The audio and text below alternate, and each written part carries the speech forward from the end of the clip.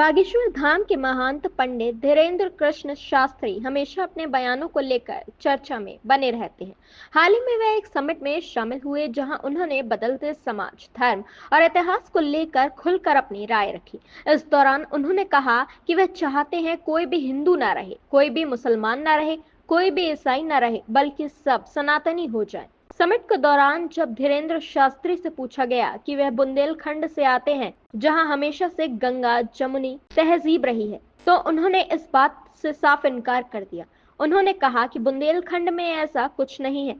जब उनसे कहा गया कि इसकी अनगिनत मिसालें मौजूद हैं, तो उन्होंने तंज कसते हुए कहा कि रही होंगी। एक जमाने में हमारे दादाजी भी खुद को प्रधानमंत्री कहते थे, इसलिए पुरानी बातें छोड़िए। समिट के दौरान जब उनसे पूछा गया कि क्या उनके बचपन में कोई मुसलमान दोस्त था, तो उन्होंने जवाब देते हुए कहा, बिल्कुल रहा है और अभी भी है, लेकिन वह कायदे वाले लोग हैं।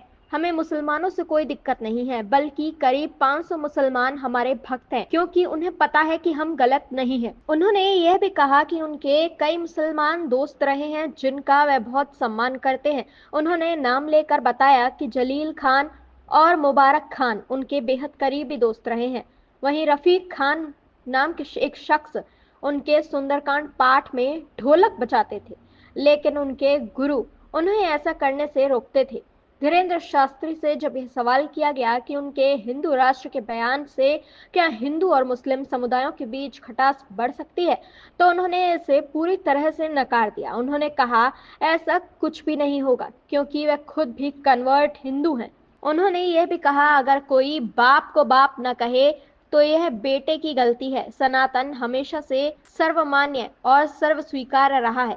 इस देश में पहले सिर्फ सनातन था, बाकी चीजें बाद में आई। इसलिए अगर सब सनातन की ओर लौटते हैं तो इसमें गलत क्या है। धीरेन्द्र शास्त्री के इस बयान को लेकर अब नई बहस छिड़ गई है। कुछ लोग उनके विचारों का समर्थन कर रहे हैं, तो कुछ इसे विवादित बयान बता रहे हैं। अब देखना यह होगा कि उनके इस बयान पर आगे क्या प्रतिक्रियाएं आती हैं।